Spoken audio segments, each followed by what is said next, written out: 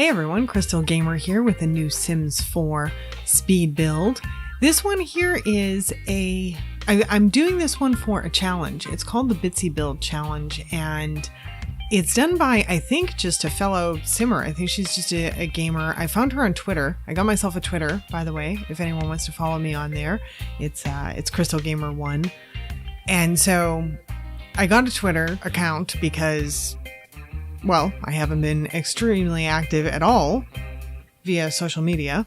Actually, to say I haven't been extremely active would be right. I haven't been really active at all. I'm not really too much of a social media person, and obviously this channel is going to force me to get to be a little bit more of a social media person, so this is kind of interesting.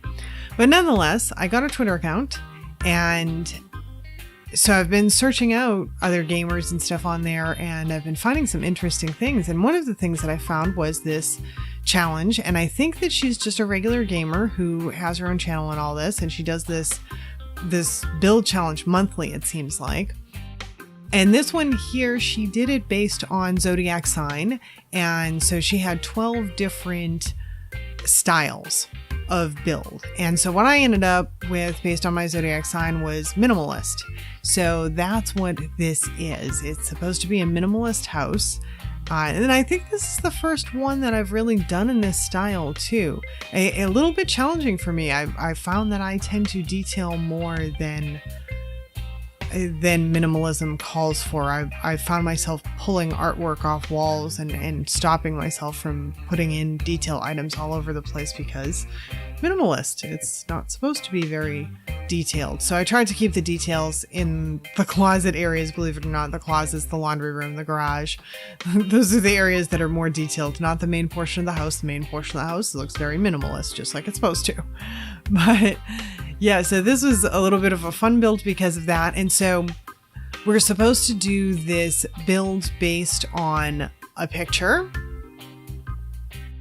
and based on a floor plan. And I checked with the girl that's running it, and I asked her about how exact we have to stay to the picture. And what I got from her was basically be creative. We don't necessarily have to have it look just like the picture. She said the walls. The walls are the big thing. You have to follow the floor plan and make sure that you have the walls where they're supposed to be. So I have quite a bit of experience with floor plans. I was really geeky years ago. Well, I'm still probably really geeky. I've always been really geeky, whatever. But I used to get magazines because I wanted to live in a log home really bad. That was kind of a dream of mine. And so I used to get these log home living magazines, and they used to put out this huge magazine that was all floor plans. And that was my favorite issue that they had in that magazine every year. And I used to get that, and I would study the floor plans. So yeah, I've got a lot of floor plan experience. So I can build to a floor plan. So that part wasn't too difficult. And I'm sure you noticed when we started the video that I had the outline done. I didn't record that part of it just because I was going back and forth between viewing the floor plan and recording, and viewing the floor plan and recording. And so it just didn't make sense. It was too choppy. But I got it as good as I can get it. It's not, we're dealing with Sims blocks, so it's not to scale. So some of the rooms are not shaped exactly the way they would be ideally if it was to scale. But hey, you can only do what you can do. And here I go making a laundry room. And this is, I think, the first laundry room I've put in a house since I got the stuff pack. I've built more than one laundry room, but outside of houses. So this one, I put it in the house, and I have since played with the sim and the puppy sim that is part of the challenge, where I made a minimalist girl and a minimalist little puppy for her, as best I could. But nonetheless, I've played this house with them a little bit, and I discovered that I could not use the washer and dryer. Even after moving that laundry basket that's in front of the washing machine, I still could not use the washer and dryer in here. And I still don't have this problem figured out as to why it's not really allowing me to use the washer and dryer. I don't know if it needs to be further out from the wall. I'm not sure if nothing can be on top of it. I'm still troubleshooting and testing. I know that I was able to use it when I moved it completely out of the room. So it's something about where it is. I can turn the washer and I can use it there, but then the game puts it in the middle of the ironing board and the curtains and everything that I have up, which looks really terrible. But yeah, I have to figure out what to do with that. Apparently, I'm not the only one though. I went looking online and apparently the laundry can be a little bit finicky, it would seem. So I'm gonna have to figure out what the limitations are with the new stuff pack. And hopefully if there are any bugs with it or whatnot, they're fixing those and getting them out soon. Because it sounds like several people, at least in reading online, I'm not the only one that has had problems doing laundry. But nonetheless, this isn't a laundry build. It's a minimalist build, so I should be talking about this build, right? But yeah, so I actually went looking online to make sure that I was right on what minimalist should look like. And a lot of minimalist is kind of tough for me because it's very, very plain and there really isn't too much color at all in most of the minimalist houses. If you put in color, you have to do it in small amounts. It would seem. So you can definitely add black and white, like touches of black, things like that. It would seem based on what I was seeing online, or touches of red. So if you want bold colors, you can add them in, but you have to limit any bold colors that you do. So what I tried to do in this main section of the house, I did this main section of the house kind of monotone. It's, it's grays, it's whites, it's really sort of sleek and very, very minimalist. And then the bedroom, the main master bedroom, kind of same thing. I went super, super kind of plain minimalist on that. The only color I really had was on the walls and the curtain a little bit. But the other two bedrooms, I added in just a little bit of color. I needed something. I needed a little something. And the master bathroom, I made it kind of like a nice warm color. So I needed to add in some color somewhere. I think that I'm okay with that based on the stuff that I looked up online and what I found for the minimalist design online. I think that what I've done fits it pretty well, but I actually was a slight bit of struggle because apparently I like using more color than I think. I always think that I'm so drab, but maybe I'm not. No, that's not right. It's not that I think that I'm drab. I just think like I'm very attracted to kind of warm colors, and I don't know. I feel like I'm attracted to the same things all the time. I don't know, but maybe not.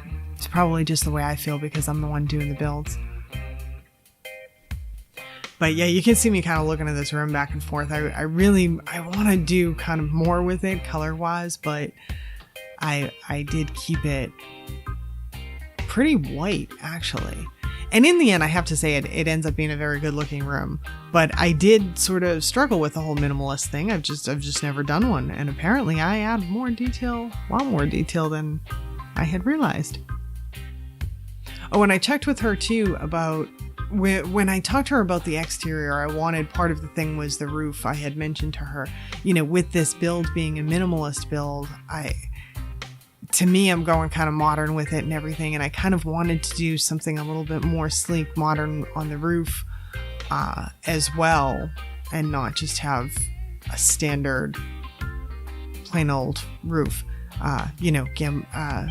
gable roof or something like that. So I was really happy when she said just the walls was the main thing and I could do whatever I wanted to do with the roofing and everything. And I take advantage of that. It's plain, but with just a little bit of touch of design, which seems to be the minimalist way. It's plain. And I did a little bit of reading up on this and they say that basically you can add like a design element. You can add something that's an artistic element or a touch of something, but that's the whole thing, is like have everything minimalist and then have like one thing. And so I tried to do that. I have the dog in the main living room, dining room area, that big statue as sort of like a focal point. And then in the master bedroom, I have the the headboard thing that I put behind the bed. It's not a true headboard. It's just I'm using it as a piece of art. But that is kind of what I tried to do. I tried to really pare it down to almost nothing and have just like one kind of element that draws the eye in each room, and that's about it. So that was what I went for with this.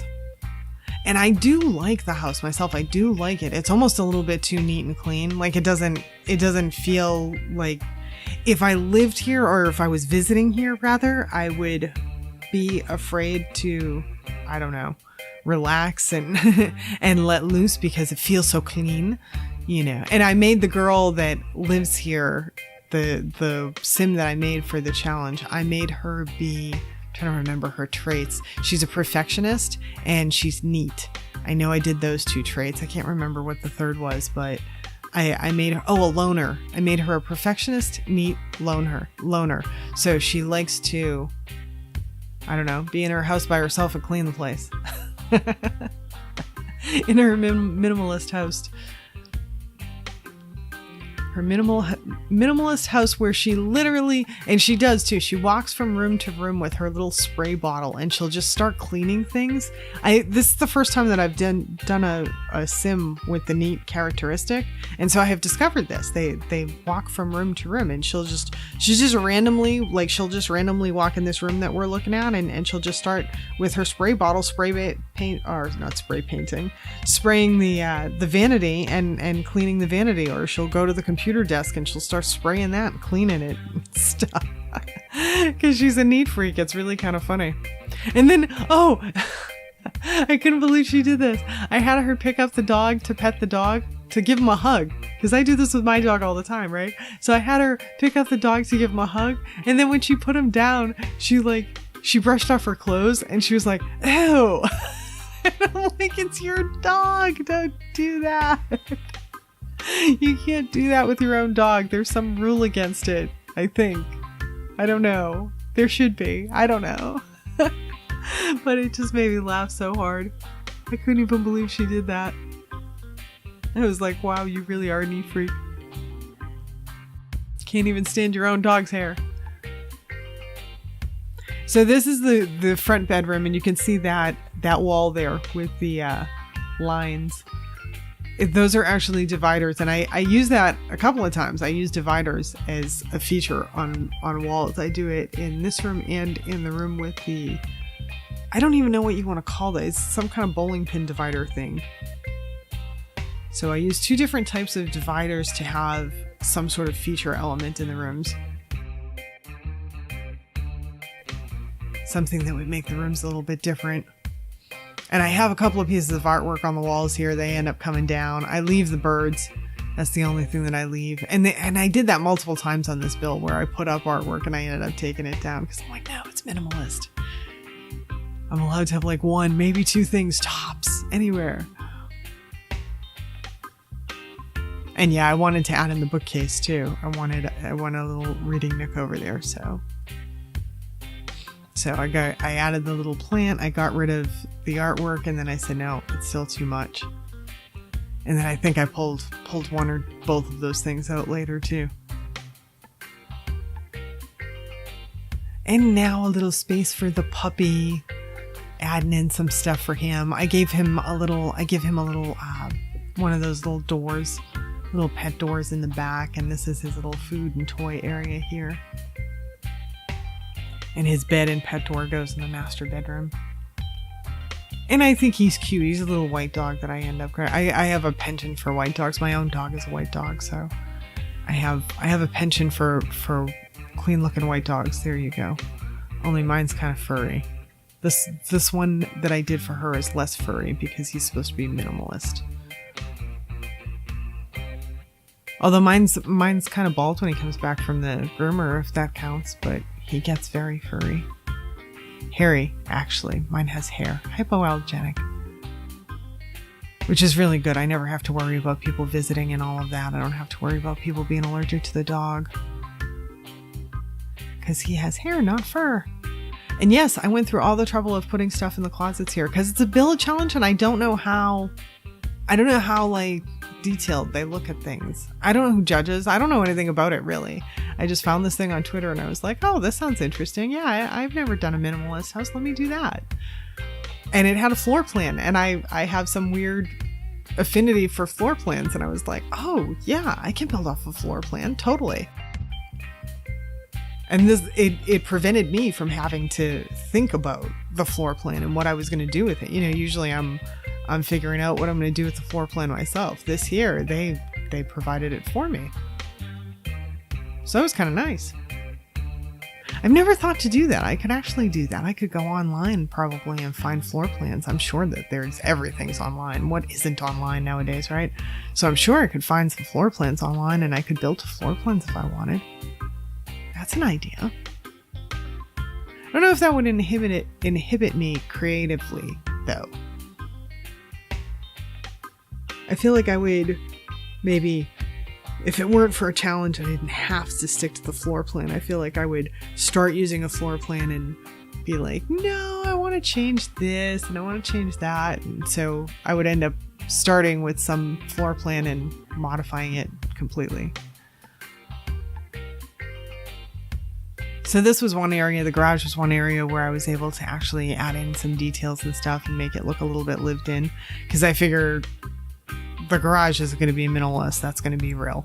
So at least I hope she judges it that way. I hope she doesn't look at it like, oh, you can't have anything in a garage either.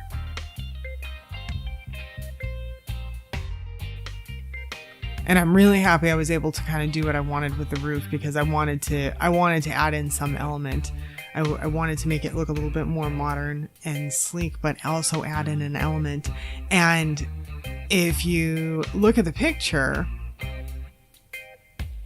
and then you compare it to the house, what I'm trying to do is I'm trying to get the garage, the front window, the front door, the part that juts out of the door, and then because there's another piece on the left there that I can't really do with my modern roof, I did it with the other line of my modern roof. And so I tried to sort of check that box, and at the very end, and I don't have it on the video, I didn't record it, but I decided right before I finalized the build was I decided to put a feature up at the top of the garage that sort of mimics that window there. It's kind of like I don't know, I'll call it a roof vent, but I did it with a window and I don't know, I just made like kind of a mock thing up there just to check that box to make it more closely match the picture, even though it doesn't at all, if that makes any sense.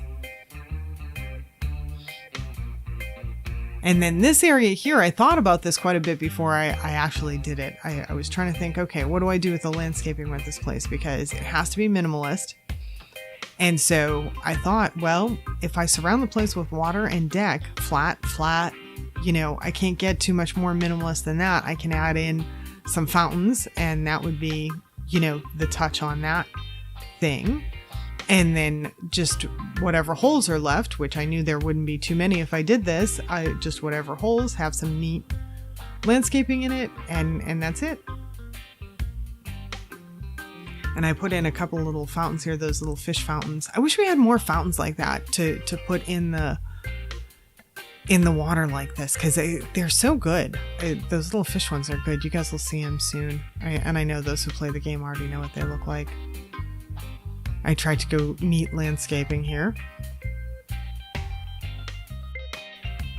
And he's got his little pet door, or she rather. Her name's Ella, the little puppy that lives here. And so I end up deciding to move things on this side a little bit, because on the picture there was some landscaping on this left side of the house, and so I wanted to get some of that in. So after I move these, after I get the fountains in, I end up moving that stuff. Oh, and here come the fish. Here we go.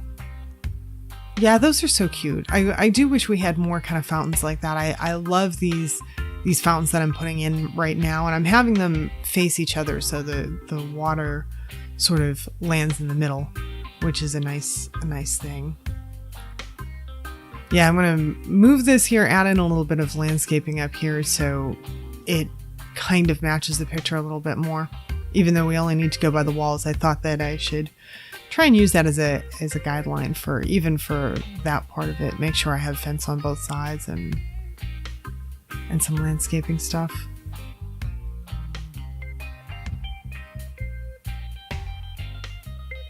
Yeah, and I wanted to widen that too.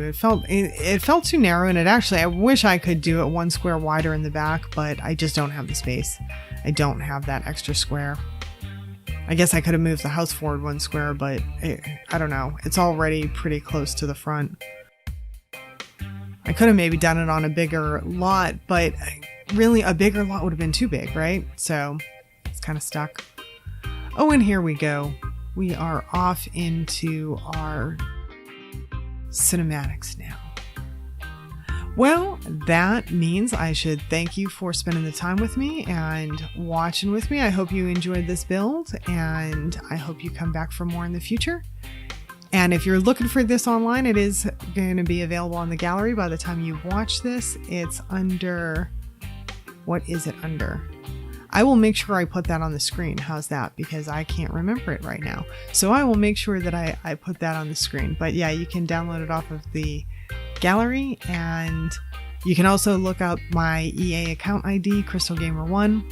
I have discovered, and probably other people know this, but I didn't, you have to make sure that Maxis Curated is unchecked in order to see my builds. So if you try to look up my account by my account ID, make sure you uncheck that box. And I think that's it for today. Thanks so much for watching. And if you like what you're seeing here, don't forget to like and subscribe. Y'all have a good one and see you next time. Bye now.